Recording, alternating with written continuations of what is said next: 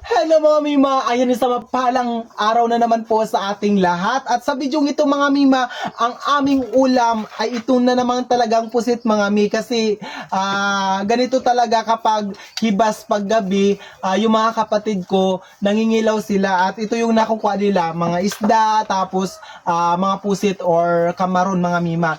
Talaga namang marami silang nakukuha gabi-gabi na pang-ulam talaga mga Mi. Kaya ang ulam namin ngayon ay itong pusit nilaga lang namin to kagabi agad para hindi siya mabulok. At ito nga yung kanyang sabaw mga Mima, at dito nga ay meron tayong, ito yung ating mga ricado, ito yung ating bawang, sibuyas, magic sarap, tapos meron tayo ditong luya, at ito mga Mima, meron tayong ibinigay sa amin ng auntie namin na ano nga to, kalamansi. Ayan, bali yan yung ating pangpaasim. At dito nga meron tayong mantika, at ito yung ating toyo. Ayan, hindi ko alam kung ano to, sinabawang adobo na pusit. Ayan, at ito yung pangmalakasan nating kawali, at isasalang na natin mga Mi. O, di ba? Ayan mga Mima, mainit na yung ating kawali at lalagyan ko na ng mantika. Ayan, di ba? Bali, parang papakuluan na lang natin to siya mga Mima, kasi itong ating pusit ay luto na din naman, di ba? Ayan, ilalagay na natin itong ating bawang. Pagsasama-samahin na natin lahat. Ayan, di ba? Bawang, sibuyas, at saka itong ating luya. Pagsama-samahin na natin yan lahat. Ayan. Halu-haluin ko lang to siya hanggang sa parang yung sunog-sunog na siya mga Mi. Tapos ilalagay na natin itong ating pusit. Ayan mga Mi, okay na to, at ilalagay na natin itong ating pusit. Ayan. Lapit nito ito.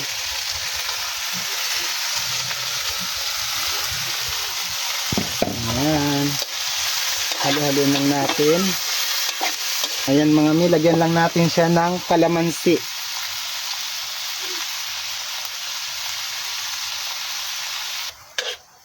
Ayan, lagyan natin ng magic sarap.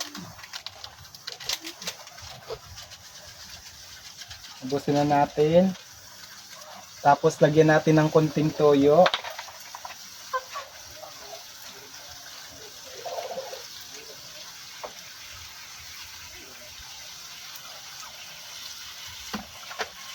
Alam nyo mga Mi, kapag ganitong ganitong hibas ng gabi, nangingilaw talaga yung mga kapatid ko. Kaya asahan nyo na kapag ganito, araw-araw ang luto natin pusit, isda, or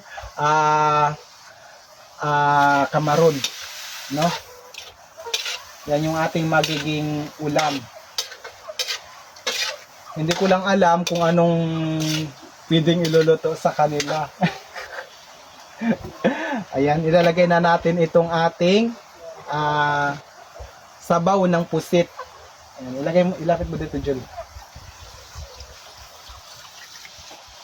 Ayan. Papakuluan lang natin yan mga Mi. Takpan ko lang to. Ayan mga Mi, balikan natin itong ating nilulutuan. Ayan, kulong-kulo na nga siya. Ilapit mo dito, Jun. Ayan. Ayan, hindi ko na yan siya patutuyuan ng sabaw. Masarap yun isabaw sa sa kanin na mayroong sili. O, diba? Tikman natin.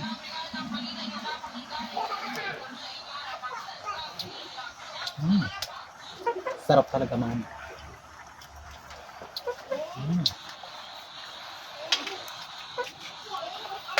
Ayan mga Mi, pinakuluan ko lang to siya kasi luto na din naman talaga yung ating pusit. Hanggang dito na lang yung ating video na to. Maraming salamat po talaga sa inyong lahat mga ka-Team Queen. Ayan. Sa inyong walang sawang pagsuporta sa akin. Ayan, di ba? Sa mga hindi pa nakapag-follow sa akin, i-follow nyo na ako para mag 500,000 na tayo dito sa ating Facebook page. At siyempre, kung gusto ko na din i-congratulate yung aking sarili dahil 100k followers na ako doon sa aking TikTok account. Ayan mga mi, at siyempre mga mi, gusto ko din na kayong anyayahan na suportahan pa ako doon sa aking YouTube channel. Ilalagay ko yung link sa baba. Please paki-subscribe na ako doon mga mima. Ayan, maraming salamat po sa mga hindi pa nakapag-follow sa akin dito sa Facebook na to. I-follow nyo na ako, mag-share kayo ng video ko at manood kayo. Ayan mga mima. Maraming salamat po sa inyong lahat. Ingat po tayo palagi and bye-bye.